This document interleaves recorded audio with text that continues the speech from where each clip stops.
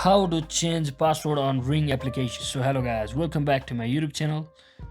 In this video I'll be showing you how to change your password on Ring application or reset your password.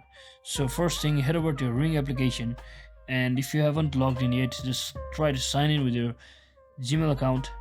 So let me just do like this, and once you click on your Gmail account, and if you have forgotten your password, what you can do is just click on forgotten your password account option from here, and you will have to enter your email address below to reset your password, just like this. And once you click on your Gmail account, an email will be sent to your current Gmail account because you haven't used your original Gmail password. As you can see, I've already got my Gmail password reset link from here, and you can just simply click on the create password option over here, and from here you can just create any password you like.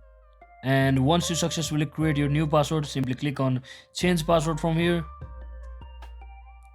and as you can see, your password has successfully been changed and updated. So from here you can simply reopen your Ring application and re-enter your login credentials, and that is it. That is exactly how you can reset your password successfully on the Ring application. So hope this video was helpful. If it was, don't forget to like and subscribe to the channel. See you on the next one.